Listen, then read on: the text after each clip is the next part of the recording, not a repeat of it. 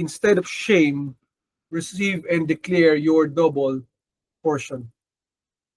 Now, mga kapatid, when you say your shame or the shame, it's actually in Filipino that is yung kapahiyaan, di ba? Yung kahihiyan or humiliation, another terminology or definition of shame. This is something that no one would want. And there is that misinterpretation of the word of God, because there are people who knows about this word when the Lord said in Isaiah 54:4 in the BSB version says to us, "Do not be afraid, for you will not be put to shame." Most people actually focus only on that phrase, thinking na hindi po tayo mapapahiya. But this is about a non-lasting shame. That's what God means. Because God does not want us na mapahiya tayo. God does not want us to live in shame, na tayo mabubuhay sa kahihiyan. Ayaw niya na tayo po'y kulang o masakawalan. But He allows things to happen to our lives, kapatid. So you have to continue reading, not just one passage. So it says, "Do not be afraid, for you will not be put to shame. Do not be intimidated, for you will not be humiliated." Pero dito malinaw sinasabi niya, "For you will forget the shame of your youth, and will remember no more the reproach of your widowhood." This is very important kasi when you say, "You will remember no more the reproach of your widowhood," it says something about yung panganak. Kasi may mga babae po na hindi po nabigyan ng biyaya na magkaroon po ng anak. So some people will have a hard time, no? In our society, na having a judgmental society, lalo na a society of bravado, na they always want their families na mayroong mga anak. And when they see na wala kang supling, they will judge you. So God knows yung reproach, yung pangungutya, yung pagtingin ng hindi maganda na ibang tao. And that's not because of the Lord. But God allows such things to happen. So malino dito sinasabi ng Panginoon that He allows shame or humiliation, but not lasting, kapatid. That's one thing that we have to remember. God does not want lasting shame in our lives, especially if you're a son or daughter of God, if you are anointed son of the Lord, anak ka ng Panginoon. Sabi niya rito, "Do not be afraid, for you will not be ashamed, or you will not be put to shame. Do not be intimidated, for you will not be humiliated." Meaning, kapatid, yung defeat na inaakala mo, yung setback na inaakala mo, hindi maglalast. It will end, kapatid. That's God's plan. He wants to end whatever it is that troubles you. Ano man, kapatid, yung nangyayari sa iyong buhay, maaaring this is a loss, may nawala, may pagkatalo sa buhay. Maybe merong tinanggal na sa buhay mo na hindi mo gustong mawala pero nawala. Maybe this is non-production. Maybe at work, you need to produce and you're not able to produce the necessary na hinihingi sa'yo as part of your metrics. Probably sa school, non-production din. Why? Kasi hindi ka makapag-produce na maayos na grades. You're supposed to get yung grade na ganito, but you're not getting it. Or maybe it's a financial problem. Financial, it means that probably you want to have a payment for the tuition, hindi mo bayaran tuition, or maybe a bill, pambayad ng bill, pero hindi dumarating yung pambayad ng bill. God allowed it to happen. It was not meant to be na siya yung gumawa nun sa'yo, kapatid. But the circumstances, maybe may pagkakamali tayo, may pagkukulang tayo, maybe may mga nangalipusta sa atin, maybe may mga sumumpa sa atin. We don't know really everything that happens in the background, but God knows. He allowed it to happen. So sabi niya, hindi lasting shame, anak, para sa'yo, kundi eventual honor, eventual victory for you. Sabi niya, you will forget the shame of your youth, the reproach of your widowhood. So yung time ng non-production, yung parang wala nangyayari, parang may hold, di ba? May parang kang nandun sa isang part ng buhay mo na parang hindi tumatakbo, parang stagnant, di ba? Parang kang na-stuck, sabi nila. And you might be looking into it so much na nakalimutan mo na tumingin yung pagkatapos nun. Because it's only a season, kapatid. But God wants double portion for you, kapatid, for you and me. Sa mga anak ng Diyos, ang hangad ng Panginoon ay yung season of favor, the season of overflow. He doesn't want us to look at the season of shame the season of lack, the season of loss, the season of poverty. He wants us to look into our season of favor. Doon ka tumingin sa mga pangako ng Panginoon. Overflow. Because ito'y pinangako niya. Sinabi niya yan. At maliwanag, pag pinangako ng Panginoon, tutuparin niya yan. If you are faithful to God, if you love the Lord your God with all your heart, with all your soul, with all your mind, God wants overflow para sa iyo, kapatid. God wants the season of blessing para sa buhay mo. Double portion.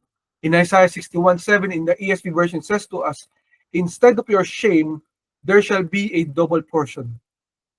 Instead of dishonor, they shall rejoice in their lot. Therefore, in the land, they shall possess a double portion. They shall have everlasting joy. So, hindi po nakatingin ng Lord sa temporary. Diba? Kasi madalas tayo, kapatid, nakatingin tayo doon sa nangyari. May nangyari di maganda, di ako makamove over doon, di ako makaget over. Parang yun na yung nangyari. Bakit pinayagan na mangyari? Doon tayo nakatingin. Pero sinasabi ng Panginoon, do not look at the temporary shame, the temporary trouble, the temporary lack that you have gone through, kapatid, because He has a great plan for you to give you a double portion. Malinaw dito sinasabi niya, di ba? Therefore, in your land, meaning God is about to give you your own portion, pero hindi lamang portion. Kasi pag sinabi mo land, it's your property. That's what it means, property. God wants to give you something. Pero hindi lang po something ang bibigay sa iyo ng Panginoon, kundi double portion. And napaka-importante yung keyword dito, dishonor. Sabi niya, instead of your dishonor, you will rejoice in your lot. You will rejoice kasi hindi ka na magiging dishonorable, kundi honorable. That's God's plan for your life, kapatid. To give you a double portion. So, malinaw dito sinasabi ng Panginoon, from temporary shame to eternal victory. Yung bang, pag tumayo ka, alam mo that you are honored, you are blessed, diba? You are favored kasi alam mo, galing sa Panginoon yun. Yung sabi nga nila, pag may mga nangyari hindi maganda, pag biniles ka, nakakalimutan mo na. Kasi yung dumating na blessing, sobra-sobra natakpan niya na kung ano man yung nangyari noon. So yung dapat kang kapatid na tignan mo, di ba? You have to receive, you have to declare the double portion na binigay sa iyo ng ating Panginoon. So instead of your shame, look and decree and declare, receive and declare yung double portion ng Panginoon para sa iyong buhay. Look at David, kapatid. Si David, one of the greatest men in the Bible, di ba? Just like every other character that we know in the Bible, majority sa mga Bible characters, kapatid, they went through that humbling times, those humbling moments in their lives. Yung bang time na parang hindi mo siya kaya ipaliwanag, but God allowed it to happen. That season of loss, the gloomy feeling, di ba? Yung parang dark times na tinatawag, the times of lack, na parang walang nangyayari. Diba, nasa ng Panginoon? Bakit ganito? Parang kulang, parang merong hindi nangyayari. Hindi nasasagot yung panalangin ko. Diba, doon tayo nakatingin sometimes. So, with David, after niya magkaroon ng victory laban kay Goliath, it all went downhill.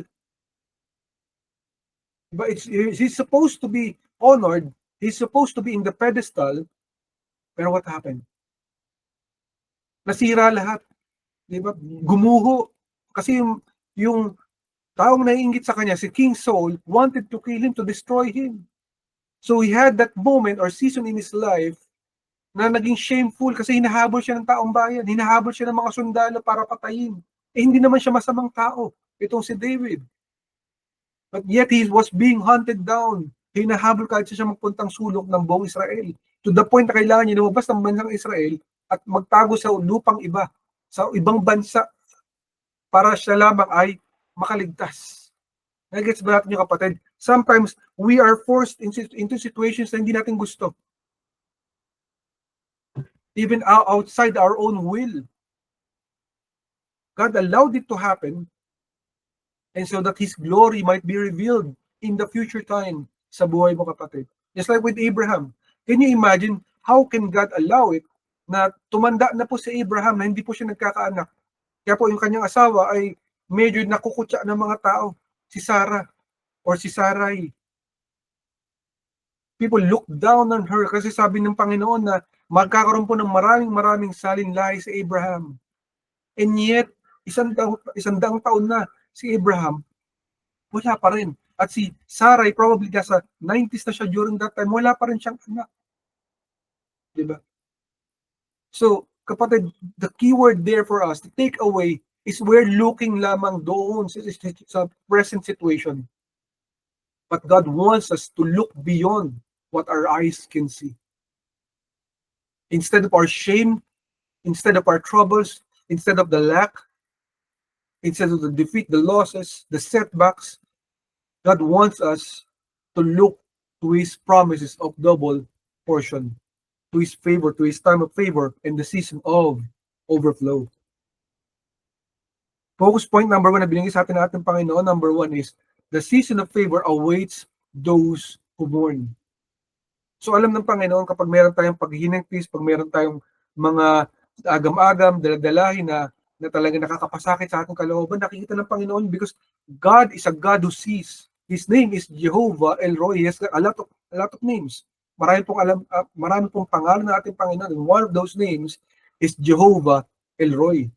It means God who sees. He sees your situation. He sees my situation. He sees all our situation. Nakikita yan lahat ng Panginoon. So hindi po pwede hindi niya alam. Nalalaman niya yan, kapatid. So alam niya kapag naghihinagpis ka, marami kang pinagdadaan. In Isaiah 61, 1-2 in the New King James Version, it says to us, the Spirit of the Lord God is upon me, because the Lord has anointed me to bring good news to the poor.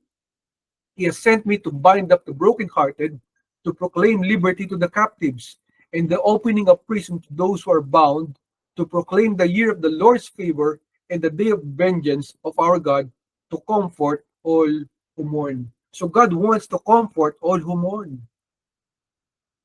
Hindi po niya sinabing iilan. Sinabi niya, He wants to comfort all the mourning. There is a day of vengeance, yung pagbabayad, yung tinatawag na recompense. Pag sinabi mo recompense, may pagbabayad na mangyayari. And number 1 na kaaway ng tao, lalo na ng mga Kristiyano, si Satan. He will be made to pay. If there are people who are cursing you, placing you into contracts, doing witchcraft and so such things, kapatid, one way or another, they will be made to pay, to repay what they have taken away, what they have stolen. That's God's promise. There's a day of vengeance ng Panginoon. Yung Lord na maghihiganti. Kaya hindi tayo maghihiganti. Si Lord. We are not supposed to look down on other people that they are our enemies. We have to forgive them. Patawarin natin yung mga nagkakamali, nagkakasala sa atin. Because one way or another, kapatid, they will make justice from God. God is a just God. Let us be reminded of that.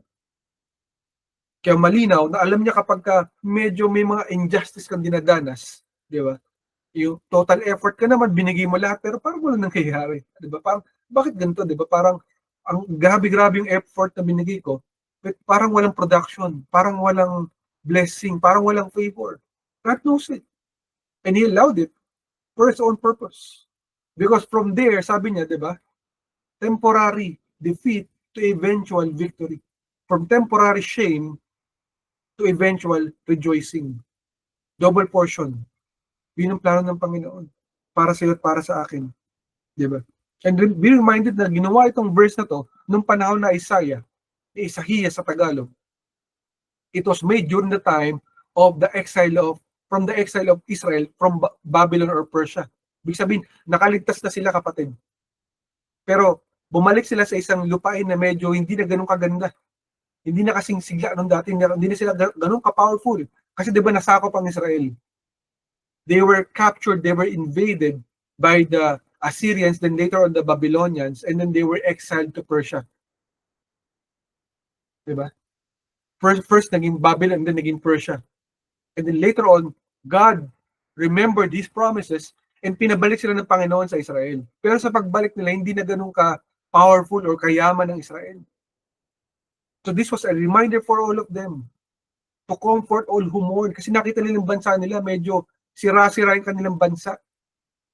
Alam mo, minsan kapatid, when you look at in your life, di ba minsan may mga parte na iniisip mo na, bakit ganito, parang hindi ito yung plano ko eh. Hindi ito yung pinangarap ko. Bakit ito yung nangyari? And then you look at the situation, why? Have you ever thought, kapatid, na meron kayang gawin ng Panginoon sa kung ano man yung nangyari sa buhay mo? Have you given your trust to the Lord na kayang i-fix yan? From ashes to beauty. Tulad ng pinapangako ng Panginoon. Kasi sinabi niya yan. Diba? To comfort all who mourn. To bind up the broken-hearted. Kung broken-hearted ka, gusto niya ayusin yung puso mo. Kung ikaw ay naging captive, maraming pong way para maging captive, isa kang preso, isa kang nakakulong sa isang sitwasyon, may addiction, mayroong problema na dinadaanan. He wants to proclaim liberty. Palayain ka kung ano man yung kapatid. Buksan ang iyong kulungan kung saan ka nakakulong. At i-proclaim yung kanyang favor sa buhay mo. So look not, kapatid, doon sa very situation, kasi ang pangako ng Panginoon, ang plano niya, ay iligtas ka mula sa iyong sitwasyon. In Luke 6:21, in the New King James Version, says to us, "Blessed are you who hunger now, for you shall be filled. Blessed are you who weep now, for you shall laugh." So gusto ng Panginoon from mourning, from weeping. Pag sinabing weeping, you're umiiyak ka, tumatangis ka. And normally, pag sinabing tumatangis or mourning, iniisip nila sa mayroong namatay. Hindi naman porket na may sinasabing mourning, mayroong namatay, pwedeng may namatay na pangarap, may namatay na opportunity, di ba? May namatay na business venture, may namatay na plano, di ba? Marami tayong bagay na pwedeng mawala eh. And the enemy wants us to focus doon sa nawawala. But God does not want us to focus there. God wants us to focus doon sa dulo. Kung may rainbow, di ba, alam niyo yung kabataan niyo, yung sinasabi ng mga tao dati pagka may bahaghari or rainbow, sa dulo daw nun mayroong treasure. Nag-gets ba natin yung kapatid? In the same way, God wants us to look beyond what we are seeing right now, beyond our very situation, because He has a plan. He has a promise that He will fulfill, kapatid. Remember that, fulfill. God will fulfill it. Hindi niya po sinabing hindi niya gagawin, kasi sabi niya, from weeping to laughing. Tatawa kang muli. Magkakalak kang muli, kapatid. Yan ang pangako ng Panginoon. Kaya katulad ng Israel, from being captive sa ibang bansa, di ba? And kung ikaw, follower ka, kapatid, ng history, you will know it. The World War II, grabe po ang naging kamatayan sa maraming Israelites, sa maraming Jewish people. Pero ganun kabuti ang Panginoon, kasi after so many years from being captive in the World War II na maraming namatay, pinabalik po ng Panginoon ng mga Israelita sa kanilang sariling bansa. Now they are one of the most powerful nations on earth, a first world country, ito pong Israel. Yun po yung kabutihan ng Panginoon. Di ba?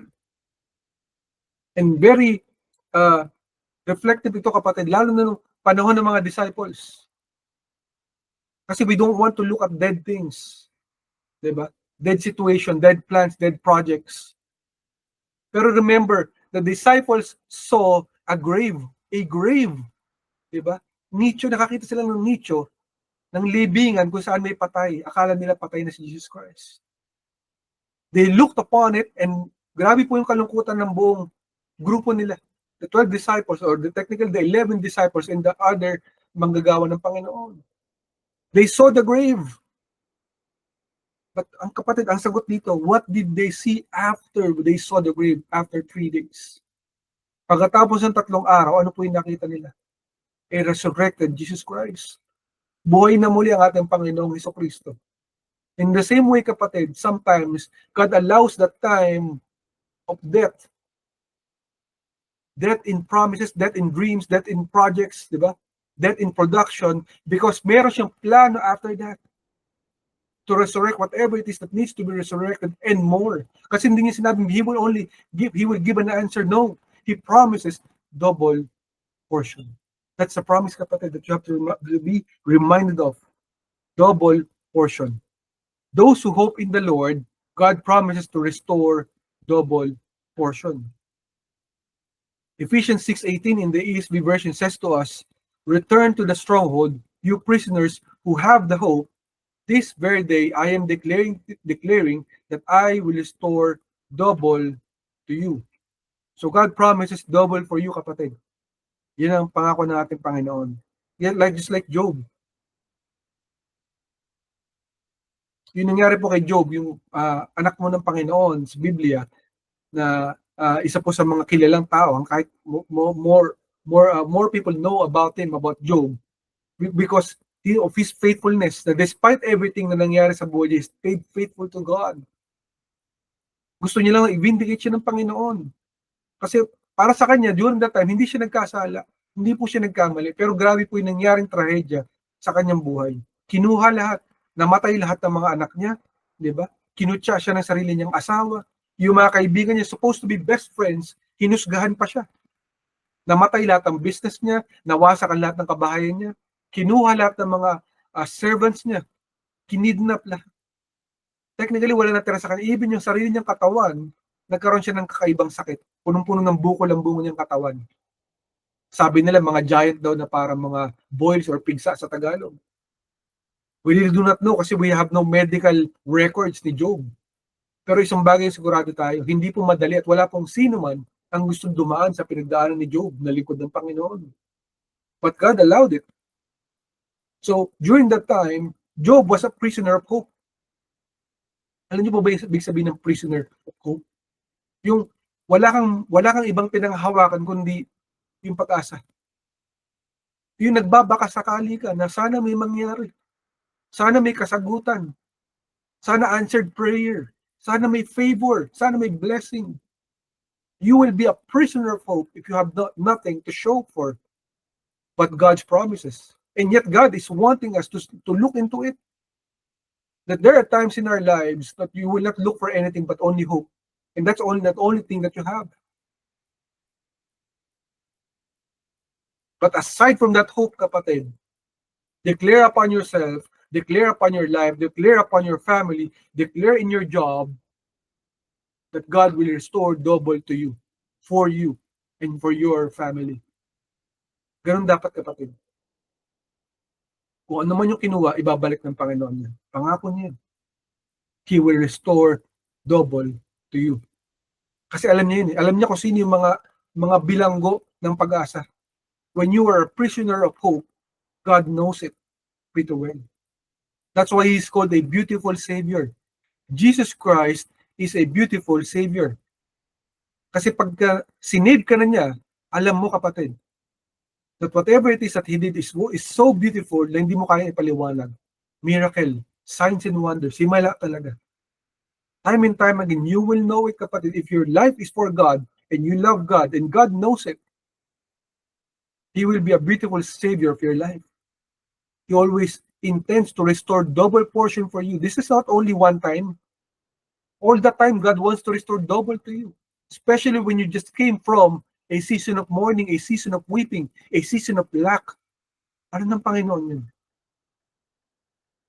So instead of your shame, you have to receive and declare double portion, kapatid, from our Lord God. Kasi pangako niya, so you are entitled to it, kapatid. Alam mo yun, entitled ka sa isang bagay. Diba sa ating batas may tinatawag na karapatan. Mayroon ka rights. Pag humarap ka sa husgado ng buhay, diba, Satan wants to accuse you. You have no authority, you have no right. Kasi makasalanan ka tao, may mga nagawa kang mali.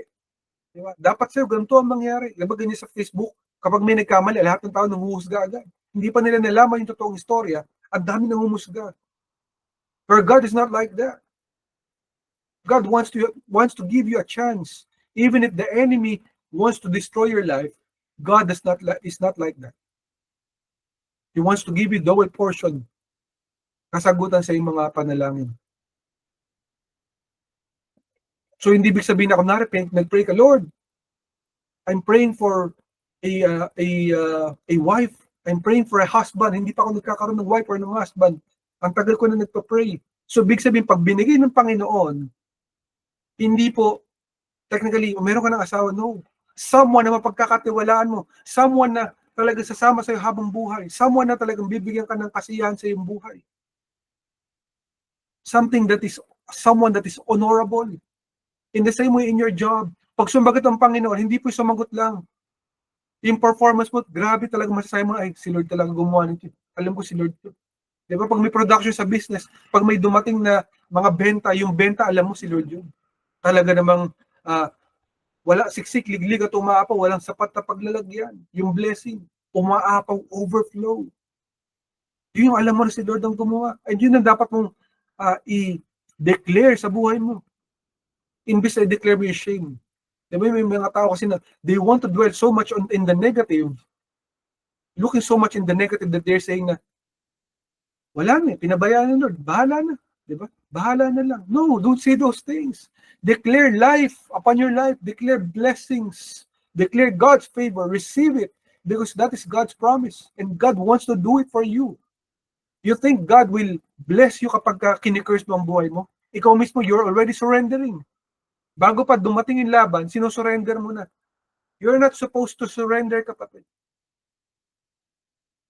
Sabi nga ng mga Filipino, di ba? Habang may buhay, laban lang. Because God has a plan. And He wants to restore double to you, kapatid. Yung takeaway sa binigay sa atin natin Panginoon for today, number 1, God designed your grief to turn to joy. So alam niya na magkakaroon ng grief. Alam niya na magkakaroon ng kalungkutan. Alam niya magkakaroon ng times of kakulangan, ng stagnation. Di ba na parang walang nangyayari. But He wanted to be turned from grief, from mourning, from weeping to joy. So, imbis na umiiyak ka na sa sobrang kalungkutan, umiiyak ka sa sobrang galak. Nakaranas ka na ba ng gano'ng, kapatid? Yung sobrang tuwa mo, naiiyak ka na sa kakatawa. Kasi hindi mo mapaliwanag yung kasiyahan mo. Diba? Ganun ang plano ng Panginoon. From weeping to rejoicing. Number 2, sow in tears, then reap with shouts of joy. So may tinanim. Meaning, kapatid, kapag mga time or seasons natin ng pighati, seasons of lack, alam ng Panginoon yun. And later on, if you do right in God, diba? If you love Him, yung mga tinanim na kalungkutan, mapapalitan yan. Pag nagbunga yan, ang bunga niyan, kagalakan. That's a promise of God. Promise yan ng ating Panginoon. And lastly, God declares overflow for you. He wants you to overflow in blessings, overflow in favor. Diba? Healing, total healing. If you are sick, God wants to heal you. If you are lacking in spirit, God wants to overflow you with the power of the Holy Ghost, the anointing be upon you. Kung buong buhay mo sa tingin mo parang ninineglect ka ng mga tao, they're looking down on you, God wants you to overflow. Diba? To be honored in the presence of your enemies. Even if you're not treating them as enemies, but God sees and knows kung sino ang nagtitreat sa'yo bilang enemy. God knows it. He wants you to overflow, kapatid. In John 16:20, in the NIV version, says to us, very truly I tell you, you will weep and mourn while the world rejoices. You will grieve, but your grief will turn to joy. Alam mo, kapatid, alam na lang kung gano'n ka special. Sometimes people are rejoicing in bad things in this world. Lalo na pag tumingin ka sa social media, yung mga masasama, nagiging mabuti sa paningin nila. And then, alam na Lord, pag hindi ka sumasabay dun, alam na Lord, pag hindi ka gumagawa ng mali, na sinabi nila na okay na yung mandaya, di ba? Katulad yung botohan, uso yung bigayan ng mga pera. But you chose not to receive stolen money. Intindihan mo natin, kasi kapatid, pag may politiko na nagbigay sa'yo ng pera mula sa eleksyon, hindi mo naisip, kinuha rin sa'yo from the tax. Kasi sa tax din kinukuha. Kaya siya nagnakaw, kinuha yun sa tax ng tao. Ninakaw niya rin yung sa ating lahat. At ibabalik niya sa'yo. Para iboto mo siya, para magnakaw siya ulit. God knows kapag hindi ka gumagawa ng mali, pag hindi ka gumagawa ng mga under the table. And He will turn your grief into joy. One day you will be rewarded, kapatid, handsomely by God. You will find favor in God. Overflow. Yun ang pangako ng ating Panginoon. In Psalm 126:5-6, in the ESV version, says to us, those who sow in tears shall reap with shouts of joy. He goes out weeping, bearing the seed for sowing, shall come home with shouts of joy, bringing his sheaves with him. So mapapasigaw ka, kapatid, sa tuwa. Masa dumating na yung answered prayer. Kasi alam mo. So kapatid, normally dapat we should not take credit. Kapag may mga nangyaring magaganda, do not take credit for it. Diba? Yun yung dumating na hindi ka nagyayabang. Kasi pag nagyayabang ka at nakita mong wala nangyaring di maganda, ano nangyayari? Nagkakaroon ka ng matinding loss of confidence. Kasi akala mo it was you who did it. It was you who made the win or the victory. Pero if you give it to the Lord, you dedicated everything to God, you surrendered everything to the Lord, then you will not take credit for it. And you know na kapag nagtagumpay sa Lord, si Lord yun.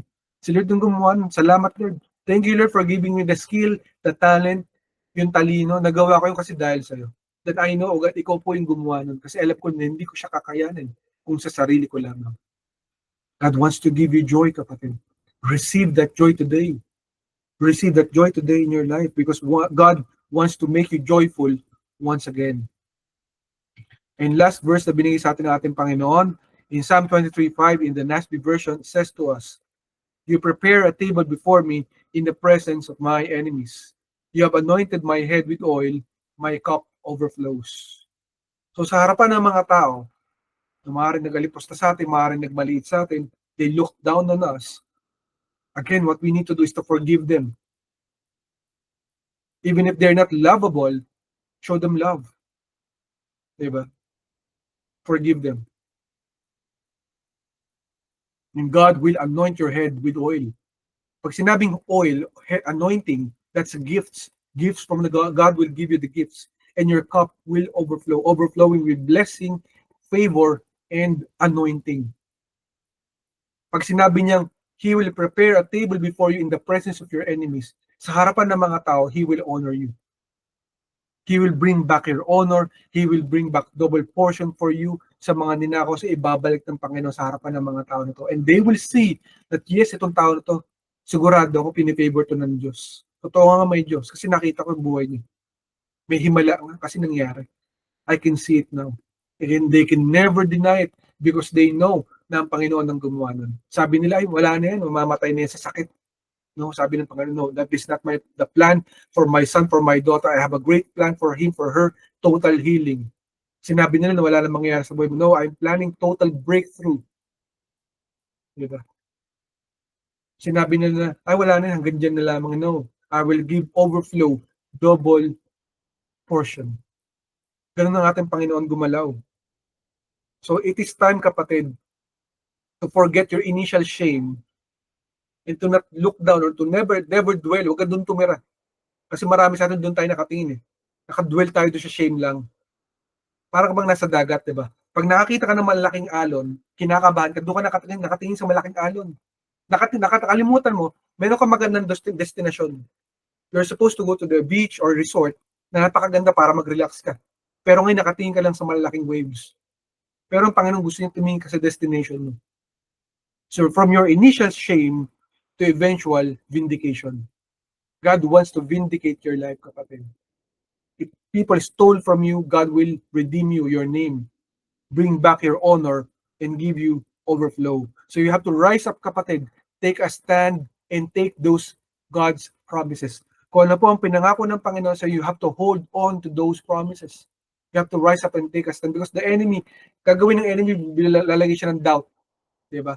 Sabihin siya, isipin mo, ay, kalimutan ka na ng Lord. Pinabayaan ka na niya, no? Ang gusto ng Panginoon, you take hold of His promises. You rise up and take a stand. Na maniniwala ka kahit wala ka pa nakita ngayon that He will do it for you. Because it is His promise. Your cup is supposed to overflow. Have you received overflow? Nakuha mo ba overflow, kapatid? Hindi pa? O did believe and receive that God will do it for you in your life? From defeat to victory. Ihalin tulad mo to, kapatid, parang sa isang puno. The shaking will come in the life of the servant of God. Kaya nga sabi ng Panginoon, di ba? The righteous man will have so many troubles, but God will rescue him from them all. God will rescue from all of those troubles. Kaya parang puno yung kapatid ng ating buhay. Shaking, there's a shaking, di ba? But when there is a shaking, kapatid, remember that the fruits will fall down. Babagsak po yung mga prutas kapag sinishake mo ang puno. Kaya inalaw ng Panginoon yung shaking sa buhay natin because you're supposed to get the fruits of your life. Ibibigay niya sa iyo yung matatamis na prutas na yan. Yung masasarap na prutas ng buhay mo, yung mga rewards, yung blessings, yung favor, yun ang gusto ng Lord na makuha mo. So do not despise the shaking. Do not despise the trouble. Do not despise. Huwag kang magalit kapag may mga problema. Huwag kang magalit kapag mayroong mga lack or poverty. Wait for the Lord, and the shaking is finished, you will see the fruits ng Panginoon. The fruits of your labor, diba? Of your troubles. God wants them for you to receive those fruits, kapatid. The wonderful fruits of your labor, ibibigay sa inyo ng Panginoon. Your hardships, kapalit nun, yung matatamis na prutas. Masagana, masarap, pinagpala, kapatid, ng mga blessings, rewards, and favor for you. So you have to prepare for overflow. Do not prepare for trouble. Prepare for overflow. The problems will come, the challenges will come, the troubles will come, but do not look for them. Look for the overflow. Diba? Pagka akala mo malulunod ka, pinuno mo yung drum, diba? Ano mangyayari pag pinuno mo ng pinuno ang drum ng tubig? Malulunod ka ba? No. You will overflow. Overflow po yung tubig, kapatid, yun ang mangyayari. That's what will happen. You will overflow with blessing. So kapatid, you have to prepare for overflow and prepare for the vindication. Because God wants something for you, kapatid. From temporary shame, from initial shame, God wants eternal honor, eternal victory for you. That's why He wants, sabi niya, you will never be put to shame. You will not be humiliated. God allowed the humiliation, the shame, initially, temporarily, because a great plan is for your double portion. The great plan is for your overflow. So receive, kapatid, that eternal honor, that eternal victory that God wants for you, your family, your legacy, your testimony. God cares for you, kapatid, more than you can ever imagine. So instead na tumingin ka doon sa mga nakikita lang ng iyong mga mata, panandalian, which the enemy wants you to look into, God wants you to look beyond. God wants and has reserved victory for you. Vindication. Double portion. Ready ka na ba, kapatid? Ready ka na ba na receive yung double portion ng ating Panginoon? It's time to decree, to declare, and to receive that, because God has a double portion, an overflow for you, for your family, and for your dreams. Yan po ang mensahe ng ating Panginoon na buhay. Salamat po sa salita ng ating Panginoon na binigay sa atin for today. And kapatid, maybe this is the first time that you're listening to this broadcast. You might not know me, you might not know Ancient Doors Church. And worse, kapatid, baka hindi mo pa kilala ang ating Panginoong Jesucristo. God wants to work on your life. And He wants you to know, kapatid, that in this world there is death. May kamatayan. Hindi natin may iwasan na kamatayan. Whatever you do, one way or another in this lifetime, we will all go to that point. We do not know what time it is. Kung kailan ito mangyayari. The problem is, pag tayo nawala sa mundo na to, alam ba natin sa tayo pupunta? Sa heaven ba or sa hell? We have no assurance. Surely, hindi mo gustong pupunta sa impyerno. And God wants the same for you, that you will not go to hell one day, but you will go to heaven one day. Kapatid, may nagmamahal sa iyo, yun ang ating Panginoong Jesucristo. He wants you to go to heaven one day. And for you to receive that, kapatid, na makarating ka sa langit balang araw, there's something that you need to do today. And that is to receive Him as Lord, God and Savior of your life. Ask for forgiveness for all your sin. Receive Him with all your heart, with all your soul, with all your mind. And you will receive that gift of salvation from Jesus Christ. Because He died for you on the cross. And He was resurrected after 3 days as the ultimate payment for your sins. Kaya tayo napupunta sa impyerno, ang mga tao napupunta sa impyerno. But if you will receive that gift from Him today, that free gift, then you will go to heaven one day. If you want to receive that, kapatid, that gift of salvation sa ating Panginoon, pray with me. Pray with me with all your heart, and you will receive that gift from our Lord Jesus Christ. Let us pray. Jesus, tinatanggap kita sa aking buhay. Tinatanggap kita sa aking buhay. Patawarin mo ako Patawarin mo sa lahat-lahat ng aking kasalanan. sa lahat-lahat na kasalanan. Tinatanggap kita Tinatanggap kita, bilang Panginoon, Diyos at tagapagligtas ng aking buhay. Diyos, at Tinatanggap kita ng buong puso, ang buong puso, isip at kaluluwa. isip. Salamat, Panginoong Hesus. Salamat, Panginoon Jesus. Makakasama kita sa langit balang araw. Habang nandito ako sa lupa, Habang nandito Tulungan mo ako magbago. Tulungan mo ako. Panginoong Jesus, salamat Salamat sa pagkamatay mo sa pagkamatay. sa krus ng Kalbaryo at pagkabuhay muli pagkatapos ng 3 araw. Ikaw na ang aking tagapagligtas. Ikaw na ang aking tagapagligtas. Nananampalataya ako sa iyo Nananampalataya ako sa sa pangalan ni Jesus. pangalan ng Jesus. Amen, amen at amen. Amen. Amen. If you pray that prayer, kapatid, congratulations sa'yo. Jesus Christ wants to work on your life and wants to have a perfect relationship with you. If you want to know more about Him, kapatid, I urge you to reach out to us on social media platforms ng Ancient Doors Church, and we will be more than glad to help you out.